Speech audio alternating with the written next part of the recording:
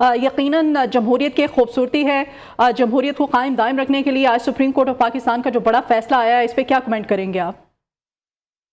دیکھیں جی، پاکستان ایک ایسا ملک ہے کہ جہاں پر جمہوریت اپنی اصلی روح کے ساتھ کبھی بھی نافذ نہیں رہی. اس ملک کے اندر جس نے جس وقت چاہا اس جمہوریت کے اندر اپنی مرضی کی ترمیم کی، اور مرضی کی ترمیم کے بعد جمہوریت کا ایک ایسا نیا خاکہ ہمارے سامنے پیش کیا جس نے ملک میں ترقی کا نئے دور کھولنے کے بجائے ملک کو پیچھے کی طرف دھکیلا. اسی کا فیصلہ تھا، اسی کا نتیجہ تھا،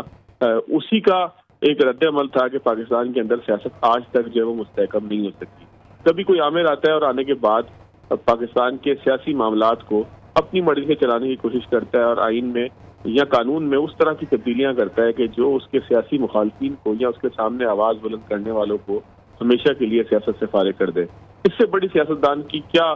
سزا ہوگی کہ اس کو نااہل کر دیا جائے، اور اگر تاحیات نااہل کر دیا تو اس کا مطلب یہ ہے کہ آپ نے اس کی ہمیشہ کے لیے سیاست کو ختم کر دیا ہے. لیکن پاکستان میں ہم نے دیکھا ماضی میں بھٹو صاحب کی پھانسی کے بعد بھی بھٹو صاحب کو سیاست سے نہیں نکالا جا سکا.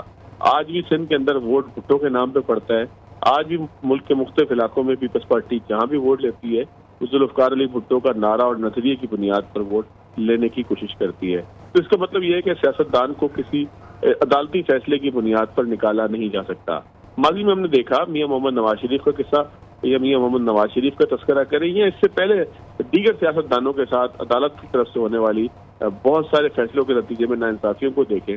تو آج ہمیں محسوس ہوتا ہے کہ اس کو ریورس کرنے کا ایک پہلا مرحلہ یہاں پر دکھائی دیا. ایک سیاستدان غلطی کرتا ہے، مس ڈکلیریشن کرتا ہے، یا جو ہے وہ کسی جگہ پر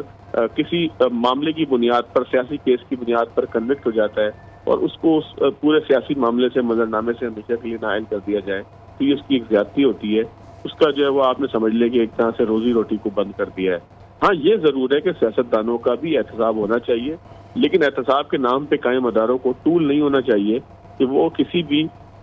شخص کا یا کسی بھی ادارے کا یا کسی بھی عامر کا ٹول بنے اور اس کی بنیاد پر اس کے لیے جو وہ راستے مسدود کر دیں، اس کو جیلوں میں ڈال دیں، اس سے انتقام لیں. پاکستان کے اندر جب تک انتقام کے بجائے جو ہے وہ اصلاح کے لیے فیصلے ہوں گے، جب تک ادارے جو ہے وہ اپنا کام اصلاح کے لیے کریں گے، معاشرے کی بہتری کے لیے کریں گے بجائے اس کے کسی کو ٹانگنے کی. جی ٹھیک ہے فواد صاحب، اور ساتھ ہی رہے گا